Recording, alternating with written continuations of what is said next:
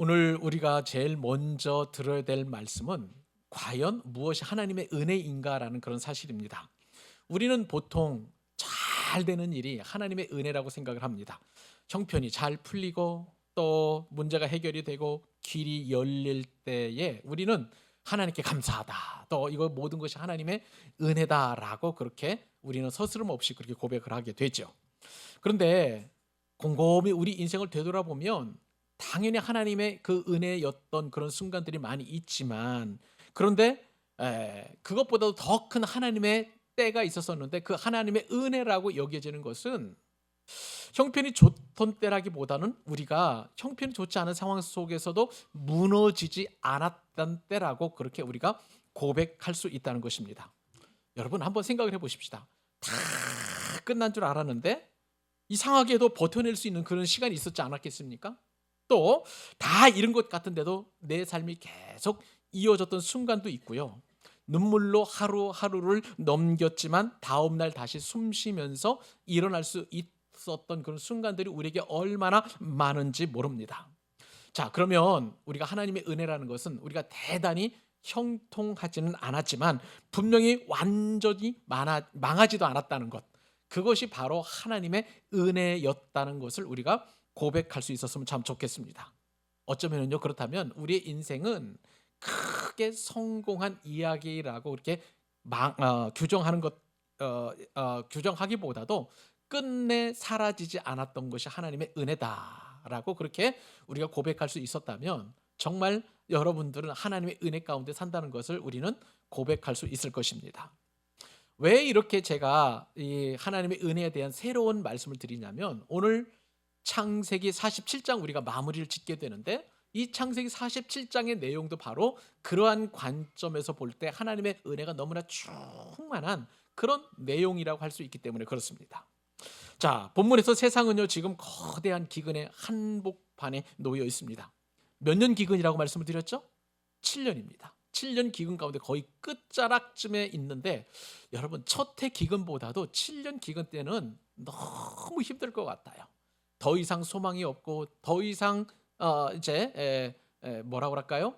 사람들에게서는 절망의 끝자락이라고 여겨질 정도로 그렇게 고통과 아픔과 기근의 피해가 너무 심각했던 그 자락쯤이었을 것입니다.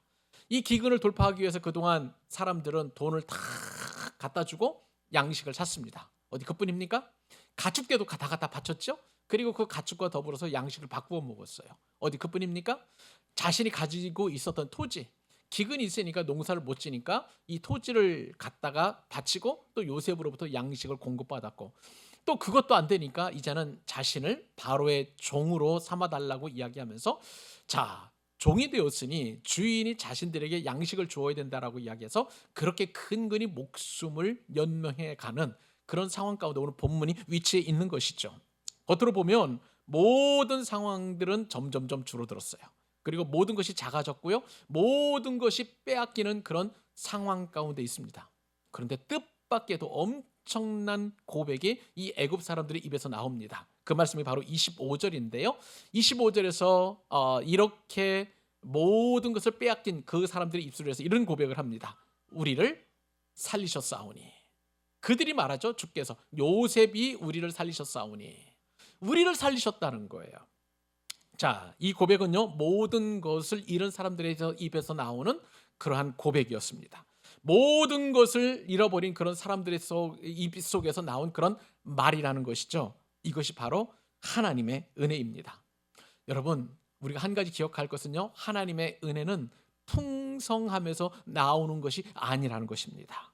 자, 하나님의 은혜는 어떻게 우리에게 고백되어지기를 하나님께서 원하시냐면, 그래도 내가 오늘 살아 있습니다라고 고백한다면 그것이 하나님의 은혜였다라고 고백할 수 있다는 거예요. 하나님께서 그것을 하나님에 대한 은혜로 우리의 고백을 받아 주신다는 것입니다. 자, 여러분, 우리의 신앙이 바로 이런 지점에 도달해야 되는데, 그런데 그 신앙의 위기가 바로 그 지점쯤에 있음을 또한 우리는 부인할 수 없습니다. 자, 우리는 하나님께서 더 주시는 은혜는 쉽게 알아보지만 그저 어떻게든지 간에 그 상황을 버티고 견디게 하시고 그리고 그 순간에 꼴딱꼴딱 숨을 넘어가면서 그 순간을 돌파하는 것에 대해서 하나님의 은혜라고 고백하기에는 참 우리의 입술이 인색한 것을 보게 됩니다. 형편이 줄어들면 하나님의 은혜가 점점점 줄어든 것 같고, 그리고 계획이 틀어지면 하나님도 우리에게서 멀어진 것처럼 여기는 것이 저와 여러분의 어쩌면 얄팍한 신앙일지도 모르겠습니다. 그러나 성경은 이렇게 우리에게 묻습니다. 그래도 너는 지금 살아있지 않느냐? 그래도 너는 지금 믿음을 떠나지 않지 않았느냐라고 우리에게 그렇게 묻고요. 또 너는 지금 아직도 예배하고 있으니 여전히 하나님의 은혜 가운데 있는 것이다라고 우리에게 말씀해 주신다는 거예요. 여러분, 우리가 오늘 말씀을 듣는 가운데 만약에 이런 하나님의 음성을 들을 수 있다면 여러분들은 기억하십시오. 나는 하나님의 은혜 한복판에 있습니다라고 그렇게 여러분들의 입술에서 고백한다는 것입니다. 하나님은 그 고백을 기뻐하시고 저와 여러분들에게 정말 충만한 은혜로, 우리가 생각지도 못했던 놀라운 은혜로 보답하여 주십니다. 오늘 말씀을 듣는 가운데 만약에 그런 음성을 듣는다면 그것은 여러분 한 분 한 분을 위한 하나님의 음성인 줄로 믿습니다. 그 음성 가지고 우리가 이렇게 고백했으면 좋겠어요. 나를 살게 하시는 은혜, 그 하나님의 은혜가 내게 충만하도다. 그리고 이제 이렇게 한쪽에서는 그 하나님의 은혜를 고백하면서 동시에 오늘 말씀의 한편에서는 이제 죽음에 이르는 그 한 사람의 이야기가 나옵니다. 그 사람이 누구일까요? 야곱입니다. 야곱의 나이는 147세라고 그렇게 기록되어 있고요. 오늘 본문에서 죽음을 앞둔 야곱이 이제 자신의 그 삶의 목표와 방향성을 어떻게 설정하는지, 그것은 하나님의 약속을 붙드는 거예요. 하나님의 말씀을 붙드는 거예요. 자신을 향한 하나님의 뜻을 이루기를 원하는 간절한 소망이 오늘 본문 가운데 기록되어 있습니다. 여러분, 우리가 정말 넉넉하고 풍성하게 하나님의 은혜를 받았다라고 인정할 수 없는, 인정하지 못하는 그런 상황이라 할지라도 분명한 것은 우리가 어렵고 힘든 형편이지만 하나님께서 나를 여전히 은혜로 붙들시고 계실 뿐만 아니라 그렇게 우리를 살게 하셨다면 이제는 우리가 하나님의 약속을 붙들고 끝까지 그 은혜 안에 사는 것이 우리가 살아야 할, 또 하나님께서 우리에게 주신 사명인 줄로 믿습니다. 그 사명을 확신하고 확인하고 감사하고 기뻐하고 저와 여러분들의 입술 가운데 이 모든 것이 하나님의 은혜라고 고백하는 귀한 우리의 신앙의 고백이 있기를 우리 주님의 이름으로 축복합니다. 자, 그러면 오늘 우리 하나님께서 주시는 그 교훈이 크게 세 가지라고 우리가 생각해 볼 수 있는데, 첫 번째 교훈은 이것입니다. 살게 하시는 공급의 하나님이십니다. 우리를 살게 하시는 하나님의 공급이 무엇인지, 하나님의 성품과 하나님의 성향을 오늘 말씀을 통해서 우리가 살펴보려고 합니다. 여러분, 거듭 말씀을 드립니다만 하나님은 우리가 형통할 때만 하나님이 아니에요. 그렇죠? 우리가 어렵고 모든 길이 막히고 고난 가운데 있다 할지라도 오히려 하나님께서 우리에게 더 크게 역사하시고 더 크게 은혜를 베푸신다는 것을 우리가 알게 됩니다. 오늘 본문에 보니까 바로 그렇게 어려운 그런 기근의 한복판에서 자, 사람들이 그렇게 고백한다는 거예요.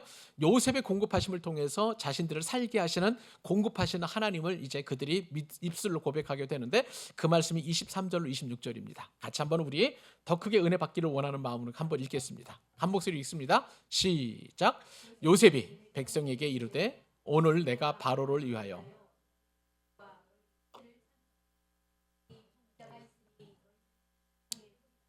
추수의 5분의 1을 바로에게 상납하고 5분의 4는 너희가 가져서 토지의 종자로도 삼고 너희의 양식으로도 삼고 너희 가족과 어린아이의 양식으로도 삼으라.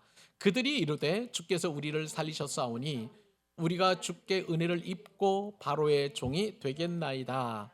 요셉이 애굽 토지법을 세우매 그 5분의 1이 바로에게 상납되나 제사장의 토지는 바로의 소유가 되지 아니하여 오늘날까지 이르니라. 아멘. 여러분, 기근이라는 것은요, 단순히 먹을 것이 없는 그런 상태가 아니에요. 우리의 삶의 모든 기반들을 다 무너뜨려 내리는 엄청난 위기이자 고난이라고 할 수가 있겠습니다.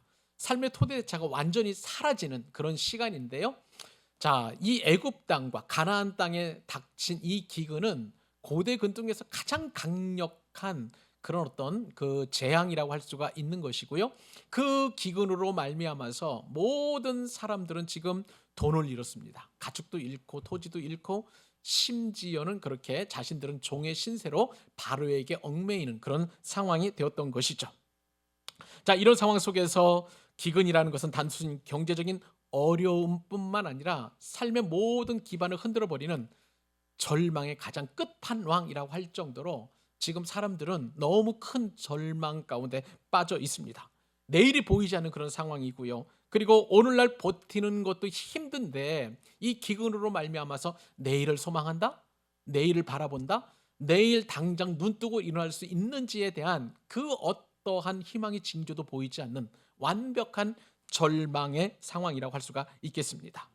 자, 이런 상황 속에서 이제 요셉이 입을 열게 됩니다. 자, 23절 상반절에 보니까 요셉이 어떻게 그 입을 여냐면 오늘 내가 바로를 위하여 너희 몸과 너희 토지를 샀노라. 여러분, 이 말 잘 보세요. 오늘 내가 너희를 위하여 너희 몸과 바로를 위하여 너희 몸과 토지를 샀노라라고 그렇게 이야기합니다. 이것은요, 착취예요.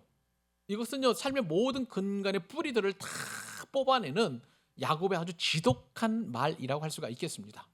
저도 처음에 그냥 성경을 읽을 때는 야, 요셉이 이렇게 독한 사람인가 라는 그런 생각을 하게 되었습니다. 자, 너희는 이제 바로의 종이 되었다라고 선포하는 그런 어떤 말과도 같아서 이 요셉의 말은 굉장히 독한 말이고 또 뭐라 그럴까, 엄청나게 고통을 가하는 그런 말이라고 그렇게 오해를 하게 되었습니다. 실제로 그것이 저만의 생각이 아니었던 것 같아요. 성경 주석가들은 이 생각에 공감하는 분들이 많이 계십니다. 특별히 제가 그 주석을 보니까 이제 그 골든 웬함이라는 그 성경 주석가가 있어요. 그 골든 웬함이 이렇게 이 부분을 이렇게 그 설명을 해놓았습니다. 자, 그것은 이 모든 것을 이룬 이 백성들을 착취하는 봉건적 착취의 모습이다라고 그렇게 해석을 해놓았습니다. 그런 것 같아요, 진짜. 돈도 뺐고 가축도 뺐고 이제는 토지도 뺐고 그리고 그들의 그 몸마저 종으로 뺏었으니 이건 착취임에 틀림이 없다라고 그렇게 여겨지는 것이죠. 그러나 여러분, 오늘 본문을 자세히 보면은요, 요셉이 그 사람들 것을 빼앗는 것이 아니라 오히려 요셉이 그들에게 돌려준다는 것을 우리가 오늘 말씀을 통해서 깨닫게 됩니다. 이게 하나님의 은혜예요. 우리의 인간적인 관점에서 보면 모든 것을 다 빼앗기는 것 같아요. 그렇죠? 우리도 한번 생각을 해보세요. 우리가 인생을 살다 보면 얼마나 많이 뺏기는지 몰라요. 돈도 빼앗기고 건강도 빼앗기고 사랑도 빼앗기고 관계도 빼앗기고 그리고 내 자리를 누군가 찾아와서 너 내 자리도 빼앗고 하는 그런 일들 보면 우리 인생들은 계속 빼앗기고 빼앗긴 그런 어떤 삶의 연속이라고 보여집니다. 그러나 그렇지 않아요. 오늘 말씀을 보면 하나님께서 빼앗는 것이 아니라 오히려 되돌려 주시는 분이심을, 공급하시는 하나님을 오늘 말씀을 통해서 깨닫게 되는 것이죠. 자, 오늘 말씀을 보니까 이제 애굽의 백성들이 자신들에게 양식뿐만 아니라 종자를 달라고 그렇게 먼저 요청을 합니다. 그런 요청 이후에 오늘 본문에 보니까 23절 하반절에 보면 우리가 이 말씀을 꼭 이렇게 집중해서 봐야 되는데 23절 하반절 이렇게 기록되어 있어요. 여기 종자가 있으니. 뭐가 있다고요? 다시 한번 따라서 해봅시다. 여기 뭐가 있나요? 종자. 종자가 있으니 그 종자는 너희는 그 땅에 이 종자를 뿌리라 라고 그렇게 요셉이 이야기하고 있습니다. 이 종자라는 단어가 굉장히 중요한 단어인데 히브리어로 제라라는 그런 단어를 씁니다. 이 제라는요, 단순히 곡식의 씨앗만을 의미하는 단어가 아니에요. 여기에는요, 이 종자라는 뜻에는 후손이라는 뜻도 있고 미래라는 뜻도 있고 또 생명이라는 뜻도 있고 또 그 다음에 모든 미래의 희망을 다 담는 단어가 바로 이 종자라고 할 수가 있는 것입니다. 실제로 여러분, 우리가 이제 봄철이면 이제 우리가 씨앗을 뿌리는데 이제 이마순 권사님이 이제 옥상에 아마 씨앗을 뿌려가지고 혹은 아니면 이제 모종을 이제 심어가지고 이제 여러분들 농사를 지어서 이제 봄철부터 이제 상추도 들으시고 이제 뭐 쑥갓도 드시고 아마 그럴까 합니다. 이제 이 종자라는 것은 미래가 있는 거예요. 가까운 미래든지 아니면 뭐 1년 뒤에라든지 항상 그 종자를 통해서 이제 열매할 수 있다라는 그 희망이 담겨져 있는 것을 보게 됩니다. 이 제라가 바로 그런 뜻이에요.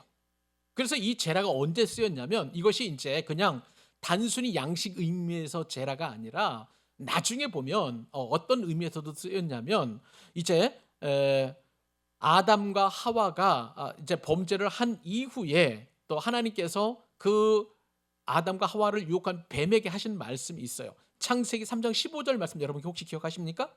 여자의 후손이 내 머리를 상하게 할 것이니라. 근데 여기서 후손이라고 했던 그 단어가 바로 제라예요. 여자의 후손, 여자의 그 자손, 그런 뜻, 미래, 희망, 모든 것들이 좋은 의미가 다 이 제라라는 단어 안에 들어가 있는 것을 보게 됩니다. 여러분 이게 무슨 말일까요? 지금 애굽 사람들은 단순히 그 종자 씨앗을 원했습니다마는 요셉이 말하는 이 종자라는 것은 단순히 그냥 먹어치울 그런 어떤 씨앗이 아니라는 거예요. 그냥 단순히 이제 그 논농사, 밭농사를 지는 그 씨앗이 아니라 그 사람들의 미래요, 희망이요, 또 생명이요, 그리고 미래의 삶을 담보할 수 있는 모든 총체적인 새로운 소망, 이것이 모든 것이 집합되어서 이 종자라는 단어 안에 들어가 있다는 것입니다. 사랑하는 여러분, 이것이 바로 하나님의 공급인 줄 믿으시기 바랍니다. 우리는 그저 이 문제만 해결해 달라고 근시안적으로 하나님 이거 주세요, 이거 주세요, 이거 주세요라고 그렇게 이야기하지만, 그러나 하나님의 관점에서, 하나님의 사랑에서, 하나님의 은혜에서 우리에게 공급하시는 그 놀라운 축복을 보면 단순히 그냥 손에 잡히는 뭐, 그 다음에 눈에 잡히는 뭐, 이것을 우리가 움켜쥐려고 하는 그 몫이 아니라 그 이후의 희망과 소망과 그 미래까지도 모든 것을 담보할 수 있는 엄청난 복을 하나님께서 저와 여러분들에게 공급하신다는 거예요. 언제 공급하십니까? 우리가 가장 절망적일 때. 언제 우리에게 이렇게 소망을 주십니까? 우리가 아무런 희망이 없다라고 그렇게 단정 지을 때 하나님께서는 우리에게 이처럼 종자, 씨드, 그 씨앗을 주신다는 것을 여러분 기억하실 수 있기를 바랍니다. 여러분 우리 삶 가운데 보면 기근이 얼마나 많은지 몰라요. 자, 물질의 기근일 수 있어요.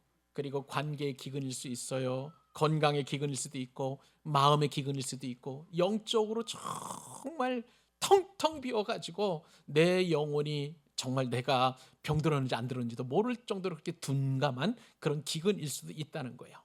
근데 놀라운 것은 그 엄청난 기근 속에서도 하나님께서는 우리를 포기하지 아니하시고 은혜를 공급하시는데 우리가 상상하지도 못했던, 우리가 꿈꿀 수도 없었던, 우리가 예측하지도 못했던 놀라운 그런 종자를 저와 여러분들과 공급해 주실 줄로 믿습니다. 이것이 바로 오늘 말씀을 통해서 저와 여러분들에게 주시는 하나님의 음성이에요. 그러면서 이제 요셉은 새로운 애굽의 토지법을 이제 만들어냅니다. 그것은 뭐냐면 바로의 땅에 종자를 뿌리고 이제 수확을 할 거 아니에요? 물론 이제 기근의 때니까 많이 얻지는 못할 것입니다. 그런데 요셉이 토지법에서 어떻게 그 세금법을 토지를 통해서 어떤 세금을 걷어들이냐면, 자, 만약에 수확을 너희들이 얻게 되면 그 가운데에 20%만 5분의 1만 바로에게 바치고 나머지 80%는 너희의 양식을 삼고 너희 가족과 가축을 위해서 먹이고 그리고 다음 해에 씨를 뿌릴 수 있는 종자로 삼으라 라고 그렇게 이야기합니다. 80%를 너희가 가지라는 거예요. 제가 어제 순장반을 하면서 우리 권영배 집사님, 안수 집사님께 물어봤어요. 그 사업하면 세금을 얼마 정도 냅니까? 20% 냅니까? 했더니 20%안 될 것 같대요. 자, 우리가 만약에 직장 생활할 때 세금의 20%를 낸다고 한다면 그건 굉장히 많은 그런 세금일 거예요. 그렇죠? 근데 여러분 20% 낸다는 것은 우리 시대의 세금 계산법을 하면 안 되고요. 고대 근동에서 세금법으로 계산한다면 이것은 엄청난 특혜예요. 왜냐하면 그때 당시의 세금법에 따르면 대부분 2분의 1이에요. 50%를 세금으로 왕에게나 아니면 영주에게 바쳤다는 거예요. 더 악독한 영주 같은 경우는 70%까지 뜯어냈다는 겁니다. 그러니까 그 상황 속에서, 그 환경 속에서 그냥 20%만 세금으로 바로에게 바치라고 요구했다면 이것은 아주 혁명적인 세법이라고 할 수가 있는 거예요. 그리고 이 토지법에 따라서 우리가 논을 살펴보았습니다마는 애굽의 제사장들은 계속해서 바로의 그 녹을 먹었기 때문에 바로가 그의 소득은 건들지를 않았어요. 그 토지도 건들지 않았고 그냥 애굽의 제사장들에게 그냥 그렇게 유지하도록 한 것입니다. 이것이 바로 요셉이 새롭게 마련한 그런 토지법이라고 할 수가 있는 것이죠. 자, 오늘 말씀을 통해서 우리에게 참 하나님께서 주시는 은혜는 무엇이냐면 하나님께서 우리의 가장 어려운 시간 가운데 그 시간에 우리에게 은혜를 공급하십니다. 우리는 그것이 은혜인지 아닌지조차 판단하거나 또 구분할 수도 없는 그런 상황일 수 있어요. 그런데 여러분, 아까 제가 설교 서두에 말씀을 드린 것처럼 하나님의 은혜는 우리가 형통하고 잘 되는 것이 아니라 잘 버티고 견뎌낼 수 있는 것이 더 큰 하나님의 은혜였다라고 말씀을 드렸죠. 그런 가운데에서도 하나님께서 우리를 위해서 공급해 주시는데 내일을 공급해 주시고 새 소망을 공급해 주시고 또 새로운 힘을 공급해 주시고 우리가 그 견뎌낼 수 있는 힘을 우리에게 주신다는 거예요. 우리에게 감춰진 하나님의 은혜인 것입니다. 설령 우리가 하나님 앞에 마땅히 드려야 될 것이라고 할지라도 그것이 넉넉하고 또 더 우리보다 많게 우리가 힘에 붙이는 대로 그렇게 하나님 앞에 요구하시거나 그런 차원이 아니라 오히려 되돌려 주시면서 우리로 하여금 감당할 수 있는 힘을 주신다는 거예요. 사랑하는 여러분, 이것이 바로 우리를 살게 하시는 하나님의 공급인 줄 믿으시기 바랍니다. 다 무너져 간다 할지라도, 다 허물어져 간다 할지라도 그 상황 속에서 우리에게 필요를 공급해 주시고 생명을 공급해 주시고 적어도 우리가 하나님의 말씀 앞에 나아가도록 예배할 수 있도록 그리고 하나님을 우리가 찾을 수 있다면 그것이 우리에게 공급하신 하나님의 은혜인 거예요. 사랑하는 여러분, 우리 인생이 다하는 그날까지 그 하나님의 은혜를 붙들고 감사하고 기뻐하는 저와 여러분들 되시기를 우리 주님의 이름으로 축복합니다. 예. 오늘 말씀을 통해서 들려주시는 첫 번째 은혜, 우리를 살게 하시는 하나님의 공급인데 두 번째 교훈은 뭐냐면 나그네 길에 동행하시는 하나님이라는 사실입니다. 자, 우리 인생은 나그네 길이죠.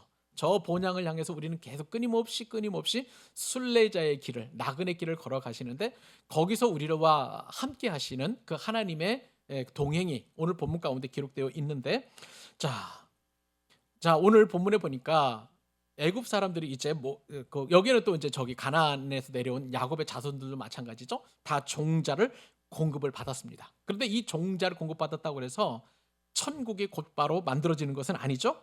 씨앗이 있다고 해가지고 갑자기 또 평탄해지는 것도 아닙니다. 우리는 여전히 낯선 땅에서 살아가야 하고 수고하고 애써야 하는 것이죠. 자, 요셉을 통해서 이처럼 종자를 공급하신 하나님께서는 거기서 멈추지 아니하시고요. 그 걸음걸음을 함께 하시며 동행하시는 그런 하나님을 우리가 말씀을 통해서 깨닫게 됩니다. 자, 오늘 27절과 28절 같이 한번 또 읽어주시기 바랍니다. 읽겠습니다. 시작. 이스라엘 족속이 애굽 고센 땅에 거주하며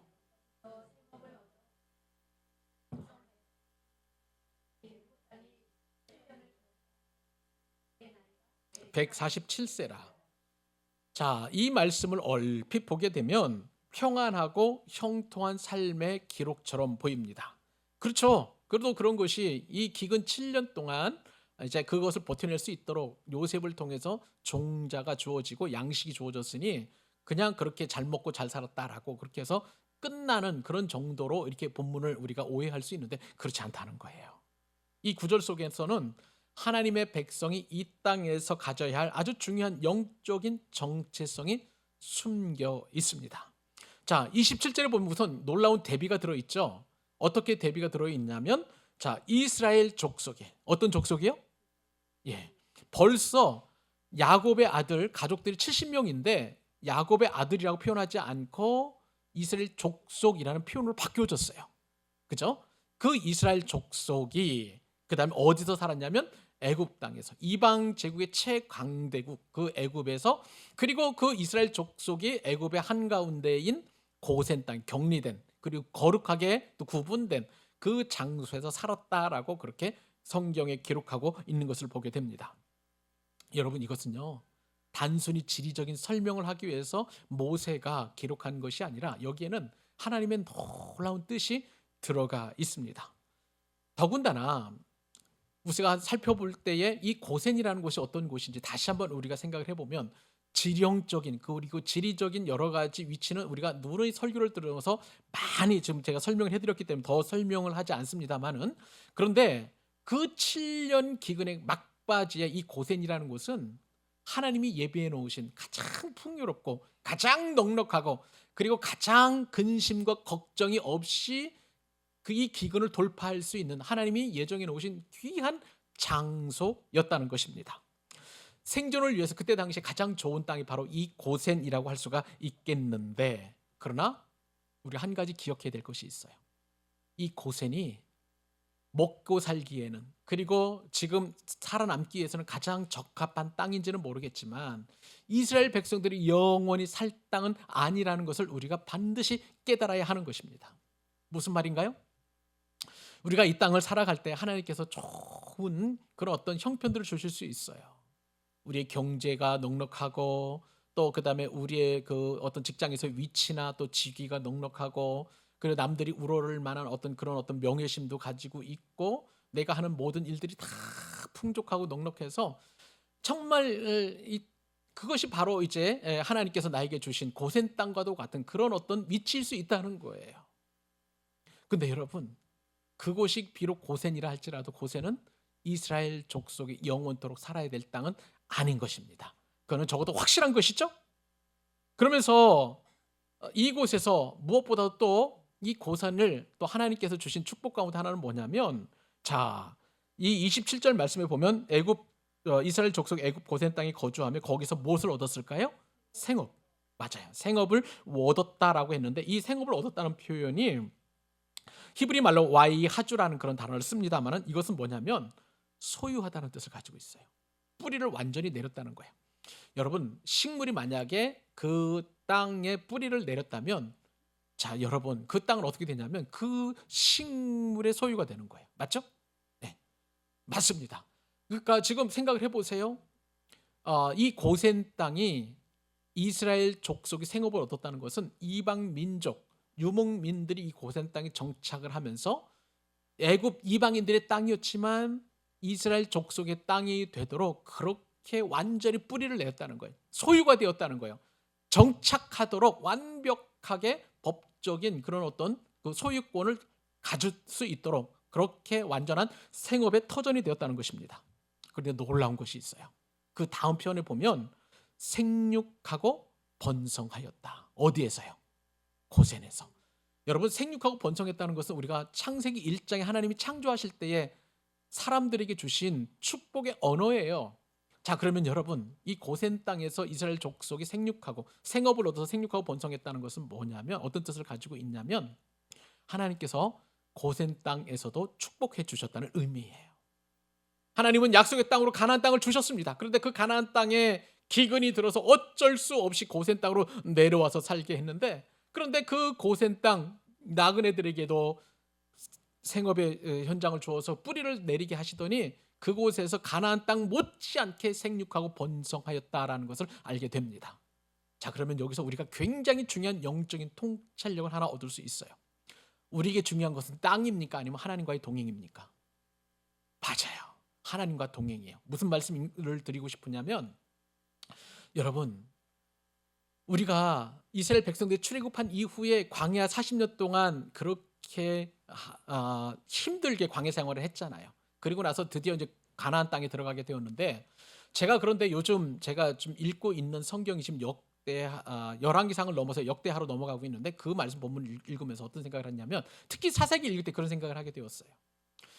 여러분, 이스라엘 백성들의 광야 40년 동안 그들이 꿈꾸었던 것은 가나안 땅에 정착하는 거예요. 그런데 놀랍게도 가나안 땅에 정착한 이후에 그들은 오히려 영적으로 타락해서 사사시대 하나님 마치 왕이 없는 것처럼 자기들 마음대로 움직였던 그런 것들을 바라보게 될 때, 오히려 가나안 땅에 정착해서 하나님 없이 살아가는 것보다 광야 40년 동안 그렇게 방황하면서 하나님께서 함께 하신다는 것이, 오히려 그것이 더 하나님께서 은혜를 주시는 진정한 영적 가나안이었다는 생각을 하게 되는 거예요. 아무리 땅이라 할지라도 하나님이 없으시면 그것이 오히려 영적인 광야가 되는 것이고요, 육체적으로 환경적으로는 광야 있지만 거기에 하나님과 동행한다면 거기가 바로 진정한 영적 가나안인 줄 믿으시기 바랍니다. 무슨 말씀인가요? 오늘 본문에서도 보면 가나안 땅이 거기가 중요한 것이 아니라 하나님께서 과연 동행하시느냐 아니느냐. 고센 땅에서도 그렇게 생육하고 번성할 수 있었던 그 축복의 은혜는 무엇이냐면 하나님께서 그들과 함께 하셨다는 거예요. 비록 이방 땅이지만 그들과 함께 하심으로 말미암아서 그들이 복을 얻었다라는 것이 오늘 말씀이라는 것을 우리가 알게 됩니다. 여러분, 오늘 본문에 등장하는 이 장면은요, 우리의 삶과 너무나 닮아 있는 것을 보게 됩니다. 우리는 사실 하나님이 우리에게 허락하신 고산에 살고 있다고 봐도 무방합니다. 이 세상은 우리가 발 딛고 사는 그런 터전이에요. 그러나 영원한 본향은 아닙니다. 그렇기 때문에 우리의 직장이 고센 땅이고 나의 살고 있는 그 아파트가 고센이고 그리고 또 내가 쌓아올린 모든 경력과 수고 이런 것들이 우리의 고센일 수 있습니다. 필요하고 또 소중한 삶의 터전이지만 그러나 하나님께서 함께 하시고 그 복을 얻었다 할지라도 우리가 영원히 거할 집은 아니라는 거예요. 이 절박한 이중성과 기묘한 그런 긴장관계 속을 여러분들은 잘 이해하시고 그렇게 살아가실 수 있었으면 좋겠어요. 우리가 주신 이 고센 땅 삶의 현장들은 하나님의 축복과 은혜가 넘치는 곳이지만 그러나 이 땅에서 우리가 천년만년 살 것처럼 영원히 살 것처럼 할 것이 아니라 우리는 언제든지 저 본향을 향해 나아갈 수 있는 나아가야 하는 나그네 인생이라는 것을 우리가 깊이 깨닫는다면 오늘 말씀을 우리가 굉장히 잘 적용한 것이라고 할 수가 있겠습니다. 사랑하는 여러분, 우리 삶의 고산에서 우리가 누려야 되고 또 우리가 또 누릴 그런 은혜들을 만끽하실 수 있기를 바랍니다. 동시에 그것이 나에게 주신 모든 복의 모든 것이라고 그렇게 여기서는 안 되는 것이고 우리는 언제든지 저 본향을 향해서 떠나는 나그네 인생 순례자임을 기억하시고 하나님께서 뭘 기뻐하시고 우리에게 진정한 주시려고 하는 그 복은 무엇인지를 늘 긴장 속에서 균형 감각을 이뤄가면서 그렇게 믿음으로 살아내는 저와 여러분 되셨으면 참 좋겠어요. 하나님은 우리의 나그네 길에 동행하십니다. 그렇기 때문에 우리는 외롭지 않아요. 왜요? 하나님께서 나와 함께 하시기 때문에. 우리는 그렇기 때문에 두렵지 않아요. 왜냐하면 하나님께서 나의 산성이시고 방패가 되어주시고 또 나의 무기가 되어주시기 때문에 그런 것입니다. 그 하나님의 은혜가 이번 한 주간도 우리에게 풍성하게 임하게 될 줄로 믿습니다. 그 하나님과 동행하기를 기뻐하는 저와 여러분 되시기를 우리 주님의 이름으로 축복합니다. 마지막 한 가지 간단하게 우리가 세 번째 교훈 살펴보도록 하십시다. 자, 오늘 본문에서 우리 하나님께서 어떤 하나님이신가? 영원한 본향을 붙들게 하시는 하나님이시라는 것입니다. 영원한 본향, 이것은 약속이에요. 약속을 붙들게 하시는 하나님의 은혜인데, 자, 우리가 말씀을 지금까지 들었던 것 정리해 보십시다.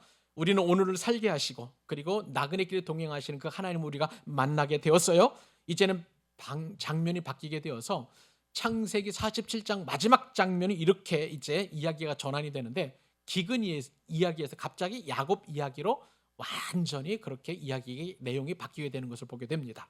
자, 마지막으로 한번 읽어 주십시오. 창세기 47장 29절로 31절까지 같이 읽습니다. 시작. 이스라엘이 죽을 날이 가까움에 그의 아들 요셉을 불러 그에게 이르되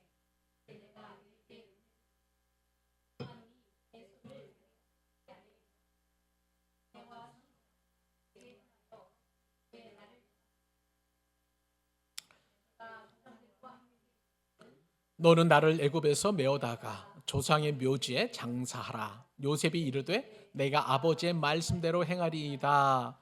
야곱이 또 이르되 내게 맹세하라 하매 그가 맹세하니 이스라엘이 침상머리에서 하나님께 경배하니라. 아멘.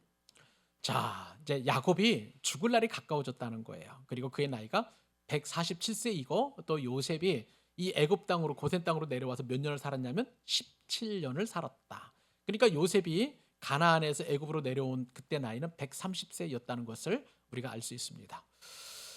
여러분들도 축복하고 싶습니다. 모르겠습니다. 우리 인생이 147세까지 살 수 있는지는 모르겠습니다만은 사는 날까지 야곱처럼 그렇게 하나님의 은혜를 덧입을 수 있었으면 참 좋겠습니다. 자, 그런데 오늘 본문에 보니까 야곱이라는 말이 빠지고 대신 다른 이름이 등장하죠. 이스라엘. 이것은 언약의 이름이에요. 하나님이 야곱과 함께 하셨을 때 그리고 그 야복강에서 이 이름을 터득한 이후에 언약과 관련되어서 성경 말씀이 창세기 이제 그 기록될 때 항상 야곱 대신 이스라엘이라는 그 이름으로 자연인 야곱이 아니라 하나님과 관계를 맺은 언약을 맺은 이스라엘 이름이라는 것을 우리가 염두에 두고 이 말씀을 읽게 되면 확 말씀이 은혜가 더 되죠. 그러니까 언약을 맺은 하나님과 언약을 맺은 이 야곱이 이스라엘이 되어서 이스라엘이 죽을 날이 가까움에 그렇게 오늘 본문이 이렇게 시작되고 있는 것을 보게 됩니다. 자, 그렇다면 지금 야곱은 어떤 상황인가요?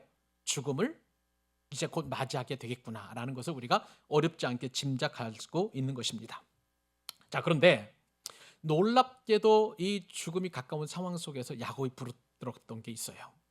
그것은 고센 땅이 아니었고 하나님의 언약, 약속 그리고 하나님의 말씀이었다는 것을 우리가 알게 됩니다.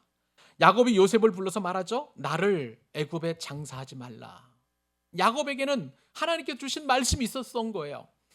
지금 야곱이 잠시 이 기근 때문에 애굽에 내려와 있지만 자신이 죽어서라도 이곳에서 머무는 것이 아니라 죽으면 다시 가나안 땅으로 올라가야 하는 저 본향을 향한 하나님과 언약을 맺었던 그 말씀을 지금 야곱이 기억하고 있는 것입니다. 야곱은 왜 나를 애굽에 장사하지 말라고 얘기했었을까요? 애굽은 지금 야곱의 가장 안전한 곳이고 가장 풍요롭고 넉넉한 땅이지만 이 고센은 하나님께서 약속해 놓으신 곳이 아니라는 것을 야곱은 분명하게 알고 있었다는 것입니다. 그러므로 야곱이 가야 할 곳은 어디예요? 저 가나안 땅이에요. 저와 여러분들에게는 지리적인 물리적인 가나안 땅이 아니라 영원한 가나안인 저 하늘나라이지 않겠습니까? 그러니까 야곱이 붙든 것은 어떤 의미냐면 저 영원한 본향, 그 하나님을 향해서 자신이 죽어서라도 가야 되겠다라고 그렇게 지금 요셉에게 부탁하고 있는 거예요. 아버지로서 분명하게 요셉에게 그렇게 명령할 수도 있었습니다만은 오늘 본문에 보니까 명령이 아니에요. 부탁하는 거예요. 요청하는 거예요. 간곡히 그렇게 들어달라고 이야기하고 있습니다. 야곱이 이제 요셉을 불러서 말하죠. 이제 내가 내게 은혜를 입었거든 청하노니 내 손을 내 허벅지 아래에 넣고 인애와 성실함으로 내게 행하여 애굽에 나를 장사하지 아니하도록 하라. 여러분, 고대 근동에서 허벅지 아래에 다른 사람의 손을 넣는다는 것은 이것은 반드시 지켜야 될 맹세를 의미하는 거예요. 여러분 혹시 기억하시나요? 창세기 24장에서 아브라함이 아들 이삭의 배우자를 신부감을 구하기 위해서 늙은 종을 보내잖아요. 그때 어떻게 했냐면 늙은 종에게 자신의 허벅지 밑에 손을 넣고 맹세하도록 그렇게 요청했던 것 우리가 기억하잖아요. 굉장히 그만큼 반드시 이루어야 될 맹세의 의미가 바로 이렇게 허벅지에 손을 넣고 요청하는 거예요. 그런 다음에 하나님의 인애와 성실함으로, 인애라는 것은 헤세드죠. 하나님의 놀라운 자비하심, 그리고 그 반드시 말씀하신 것을 이루시는 그 하나님의 신실하심과 성실하심으로 나에게 약속해달라라고 요셉에게 요청하는 것을 보게 됩니다. 여러분, 이 요청은요 단순한 약속이 아니라 언약을 향한 신앙의 결단이었어요. 이제 이스라엘이 죽을 날이 가까웠을 때에 그 하나님의 약속의 말씀을 붙들고 기억하고 반드시 나는 저 가나안 땅에 가야 되겠다라는 그 의미를 지금 확언하고 있는 것을 보게 됩니다. 자, 이렇게 요청에 대해서 요셉이 맹세까지 하죠. 허벅지에 손을 넣고 이스라엘의 요청대로 그렇게 반드시 이행하겠다라고 약속을 합니다. 자, 그리고 나서 이제 야곱이 어떻게 행위하는지 한번 보세요. 자, 31절입니다. 야곱이 또 이르되 내게 맹세하라 하매 그가 맹세하니 이스라엘이 침상 머리에서 하나님께 어떻게 했다고요? 예, 하나님께 예배했다는 거예요. 하나님께 예배했다는 거예요. 이 침상 머리가 때로는 다른 번역에 따르면 야곱이 평생 의지했던 지팡이라고 이렇게 번역되기도 합니다만은 그만큼 이것은 야곱에게 있어서 굉장히 중요한 의미였었고 그 맹세를 지키겠다라고 약속한 요셉을 통해서 하나님께 예배하고 하나님께 경배하고 하나님께 감사를 드렸다는 것입니다. 그런데 여러분, 이것이 왜 그렇게 중요한 것이냐면 이것이 야곱의 믿음이에요. 무슨 말씀인가요? 이것이 야곱의 그 믿음하고 어떤 의미가 있느냐, 우리가 잘 이해를 못하니까 히브리서 기자가 나중에 그 믿음의 장이라고 하는 히브리서 11장 이렇게 표현했습니다. 히브리서 11장 21절에 이렇게 기록되어 있어요. 믿음으로 야곱은 죽을 때에 요셉의 각 아들에게 축복하고 그 지팡이 머리에 의지해서 어떻게 했다고요? 경배하였다. 이것이 뭐라고요? 믿음이라는 거예요. 이것이 믿음이라는 것입니다. 사랑하는 여러분, 우리에게 있어서 믿음은 도대체 무엇인가요? 우리의 믿음은요, 하나님의 약속을 붙잡는 거예요. 그 어떤 상황에서도, 그 어떤 어려움에서도, 그 어떤 기근 속에서도 하나님께서 반드시 그 약속의 말씀을 이루실 것을 우리가 의심치 않고 신뢰하는 것, 그것이 바로 믿음이라고 저와 여러분들에게 교훈해 주시는 것입니다. 사랑하는 여러분, 야곱의 이 믿음은요, 언제 드러났냐면 야곱의 전성기 때가 아니에요. 젊었을 때가 아닙니다. 혈기 왕성한 때가 아니었었고, 야곱이 모든 꾀로 자기가 모든 원하는 것을 성취할 그런 때가 아니라 죽음을 앞둔 그때에 이 모든 것이 이루어질 줄을 믿고 침상에서 그의 지팡이를 잡고 하나님을 예배할 때, 그것을 하나님은 믿음으로 여겼다는 사실이에요. 여러분, 우리의 믿음이 등장할 때는요, 우리가 승승장구하고 성공하고 눈에 보이는 그런 어떤 화려함이나 그리고 성취를 통해서 우리의 믿음이 증명되는 게 아니라는 사실이에요. 우리가 가장 어려울 때, 우리가 그 절망의 한복판에 있었을 때, 우리가 아무것도 할 수 없다고 여겨졌을 때, 오히려 나의 모든 것이 죽고 예수님만이 살아날 때, 우리가 그 안에서 참된 그 약속의 말씀 이루어질 줄 우리가 신뢰한다면 그것을 하나님께서는 믿음으로 여겨주신다는 사실이에요. 사랑하는 여러분, 우리의 믿음을 증명할 때가 있을 것입니다. 우리가 잘되고 잘나고 모든 것이 형통할 때가 아닌, 오히려 어려울 때 저와 여러분이 하나님 앞에서 믿음을 증명할 수 있기를 바랍니다. 영원한 본향을, 영원한 약속을, 그리고 변치 아니하시는 하나님의 말씀을 붙들게 하시는 그 하나님께서 저와 여러분의 하나님의 이신 줄로 믿습니다. 오늘 말씀을 정리하려고 합니다. 여러분, 오늘 본문 가운데서 우리가 경험했던 하나님 어떤 하나님일까요? 우리를 살게 하시는, 우리에게 필요한 것을 공급하시는 하나님이심을 여러분 믿으시기 바랍니다. 그리고 또 하나님께서는 우리의 어려움 가운데 우리를 그냥 내버려 두시고 외롭고 힘들게 혼자 걸어가도록 하지 아니하시고 그 나그네 길에, 그리고 순례자길에 우리와 동행하시는 그 하나님이시고요. 무엇보다도 우리가 가장 힘들고 어려울 때, 또 절망 가운데 있었을 때 우리에게 약속을 붙들게 하시는 그 하나님이십니다. 그 하나님의 약속의 언약의 말씀을 붙들고 이번 한 주간도 저와 여러분들이 하나님 앞에 부르심을 받은 사명의 현장에서 그 하나님과 동행하고 하나님이 주시는 믿음을 증명해내고 그리고 기쁨으로 승리하는 저와 여러분 되시기를 우리 주님의 이름으로 축복합니다.